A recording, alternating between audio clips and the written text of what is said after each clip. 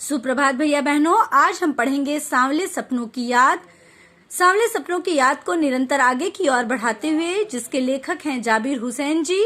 सांवले सपनों की याद, जैसा कि शीर्षक से ही स्पष्ट होता है कि एक रहस्यात्मक शीर्षक है। कैसा रहस्यात्मक शीर्षक?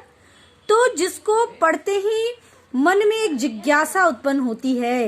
कैसे सपने, किसके सपने, कौन से सपने, और ये सपने आखिर सांवले क्यों हैं? कौन इन सपनों की याद में क्या है, आतुर है। यानी कहने का मतलब है कि ये सांवले सपने जो हैं वो किसका प्रतीक है? मैंने पहले भी बताया है कि ये सांवले सपने जो हैं मनमोहक इच्छाओं का प्रतीक है। किसकी मनमोहक इच्छाओं का प्रतीक है? तो सालिम अली की मनमोहक इच्छाओं का प्रतीक है। उनकी इच्छाएं क्या थी? तो उन्होंने जीवन भर क्या किए हैं? पक्षियों की रहस्यात्मक खोज की, और उस खोज के दौरान उन्होंने तरह तरह से उनकी सुरक्षा के उपाय वो क्या करते रहे? ढूंढते रहे। वो प्रकृति के प्रति क्या रहे हैं? समर्पित रहे हैं। आगे का जो हमारा पैराग्राफ है जिसमें हम पढ़ेंगे कि भगवान श्री कृष्ण से के वृंदावन का उदाहरण यहाँ पर देते हुए बता रहे हैं कि जिस प्रकार हम वृंदावन जो है हमारी आस्थाओं का प्रतीक है, आज भी जब वहाँ श्रद्धागण जाते हैं तो उन्हें ऐसा प्रतीत होता है जैसे भगवान श्री कृष्ण जो है वहीं कहीं आसपास हैं। किसके कारण? उनकी श्रद्धा के कारण उन्हें ऐसा क्या होता, अनुभव होता है, महसूस होता है। ठीक उसी प्रकार आज जो है सालिम अली नहीं रहे, फिर भी क्या होता है, आज ये इच्छा, ये जो है मन में ये प्रतीत होता है कि कहीं ना कहीं सालिम अली आज भी हैं, कहीं ना कहीं से वो आएंगे और क्या करेंगे? पक्षियों की उसी प्रकार खोज करेंगे और उनकी सुरक्षाओं के उपाय ढूंढेंगे जैसा कि वो हमेशा करते आए हैं। तो आगे हम लोग पढ़ते हैं कि उन्होंने क्या कहा। पता नहीं इतिहास में कब कृष्ण ने वृंदावन में रास लीला रची थी और शोक गोपियों को अपनी शरारतों का निशाना बनाया था।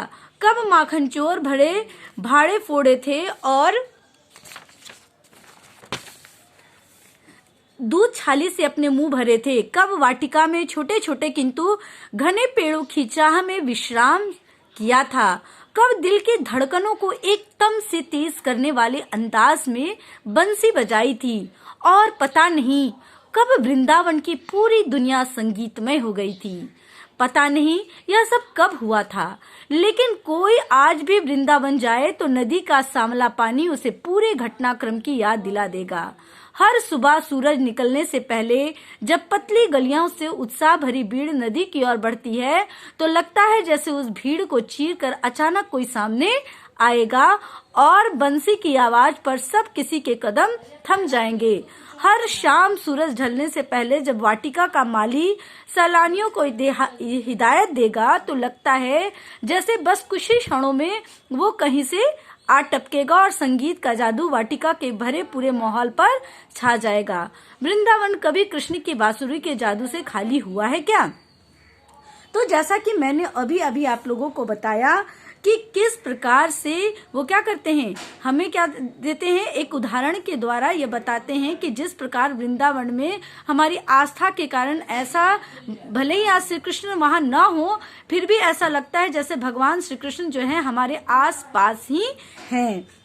तो यही वहां पर कह रहा है कि वृंदावन में यमुना का सांवला जल हर सैलानियों को कृष्ण की नटखट क्रीड़ाओं का क्या करता है, याद दिलाता है। जैसे ही यमुना जल को देखता है तो उसे याद आ जाता है कि कभी कृष्ण ने इसके किनारे लीलाएं की थी। कृष्ण ने अल्हड़ गोपियों के साथ रास लीलाएं की थी। ऐसा क्यों लगता है?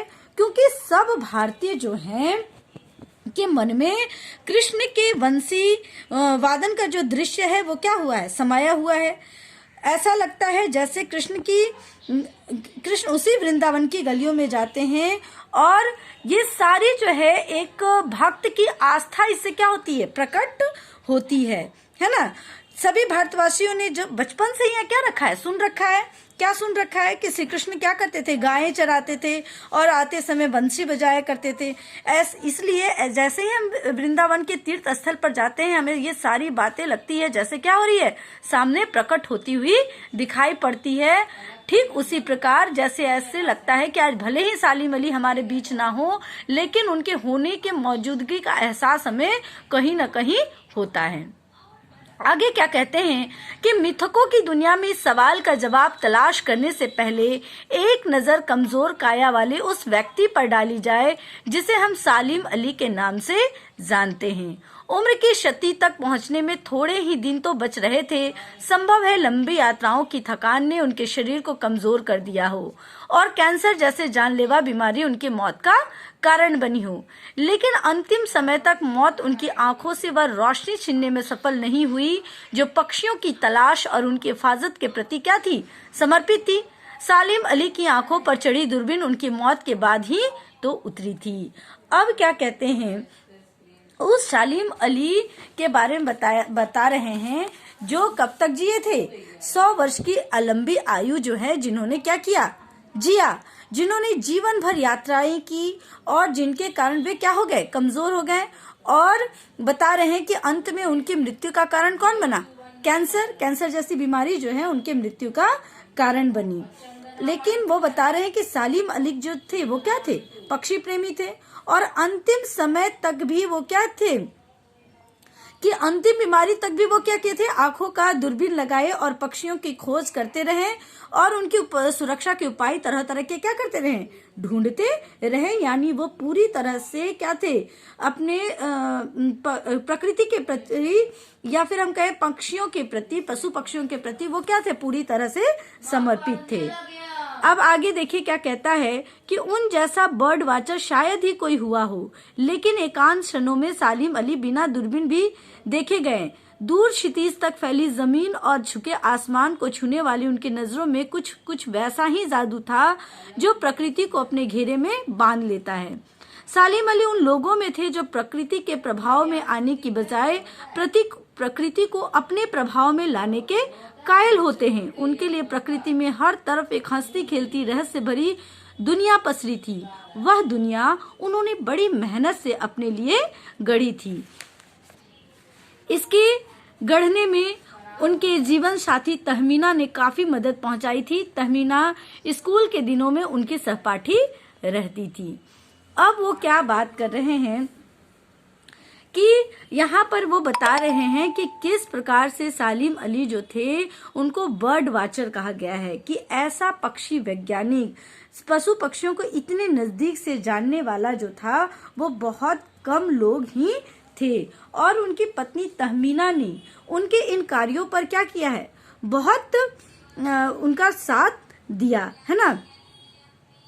और आगे वो क्या कहते हैं कि अपने लंबे रोमांचकारी जीवन में ढेर सारे अनुभवों के मालिक जीवन सालिम अली एक दिन केरल के साइलेंट वैली को रेगिस्तानी हवा के झोंके से बचाने का अनुरोध लेकर चौधरी चरण सिंह के पास क्या हुए, जा पहुंचे, है ना। चौधरी साहब गांव की मिट्टी पर पड़ने वाले पानी को पहली बूंद का असर जानने वाले नेता थे। पर्यावरण के संभावित खतरों को जो चित्र सालिम अली ने उनके सामने रखा, उसने उनके आंखें क्या कर दी, नम कर दी। अब क्या बात हो रही है कि सालिम अली जो थे वो एक बार क्या किए, उस समय के जो तत्कालीन प्रधानमंत्री थे, कौन थे तत्कालीन प्रधानमंत्री, चौधरी चरण सिंह, उन्होंने उनसे क्या की, भेंट की और केरल के जो साइलेंट वैली को रेगिस्तानी हवा के झोंके से बचाने का उन्होंने क्या किया, उनसे अनुरोध किया।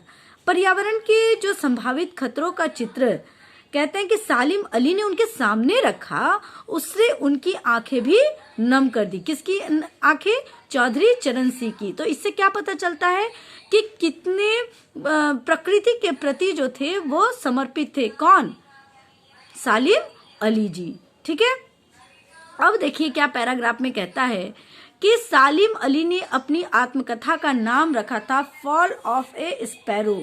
मुझे याद आ गया D.H. लॉरेंस के मौत के बाद लोग उनकी पत्नी फ्रीडा लॉरेंस से अनुरोध किया कि वो अपने पति के बारे में कुछ क्या करे, लिखे, है ना। फ्रीडा चाहती तो ढेर सारी बातें लॉरेंस के बारे में लिख सकती थी, लेकिन उसने कहा कि मेरे लिए लॉरेंस के बारे में कुछ लिखना असंभव सा है। मुझे महसूस होता है कि मेरे छत पर बैठने वाली गौरैया लॉरेंस के बारे में ढेर सारी बातें जानती है। क्या जानती है? तो हम लोग कि ज्यादा जानती है।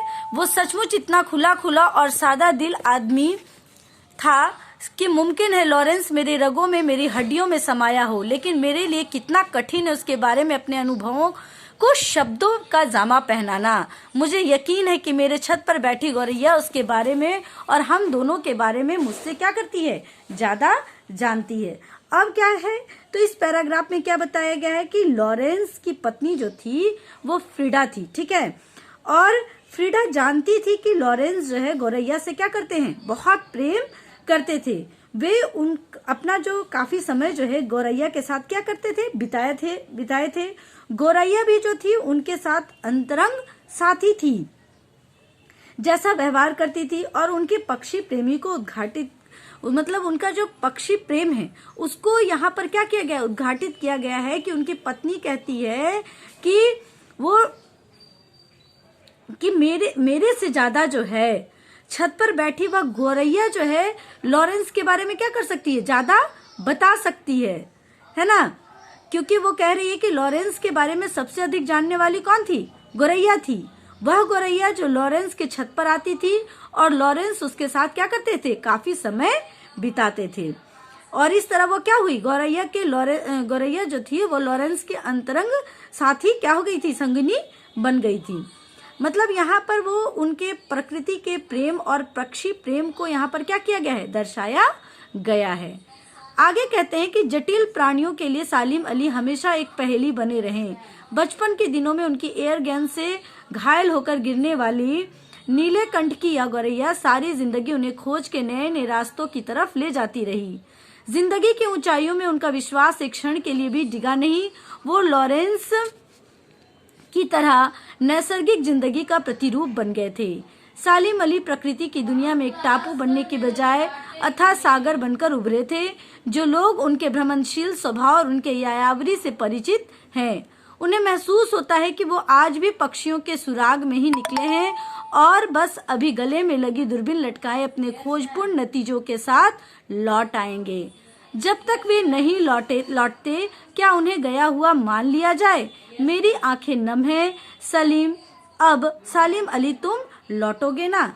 अब देखिए इस पैराग्राफ में क्या कहा जा रहा है कि यहाँ पर कहते हैं कि एक बार बचपन में सालिम अली जो थे कि उनके एयरगन से एक गौरैया जो है वो घायल होकर क्या हुई? गिर गई। और इस घटना ने सालिम अली की इस पूरी जीवन की दिशा और दशा ही क्या कर दी? बदल दी। क्या दिशा और दशा बदल दी? तो उस दिन से ही वे क्या हुए? गौरैया की देखभाल और सुरक्षा में, उसके खोजबीन में क्या हो गए? जुट गए। उसके बाद उनकी रुचि जो थी पूरे पक्षी संसार की ओर मुड़ गई और पूरी तरह से वो क्या हो गए? पक्षी प्रेमी बन गए। तो यहाँ पर बार बार ये बताने का प्रयास किया जा रहा है कि ऐसे पक्षी प्रेमी जो होते हैं वो विरले मिला करते हैं। शायद ही कोई ऐसा पक्षी प्रेमी होगा। आज आप लोगों का ये जो चैप्टर है यहीं समाप्त होता है और अब आप लोगों को इसका प्रश्नोत्तर बनाना है और मेरे पर्सनल व्हाट्सएप पर भेज देना है। जहाँ कहीं परेशानी होगी फिर हम इस पर परिचर्चा करेंगे। आज के लिए इतना ही। धन्यवाद।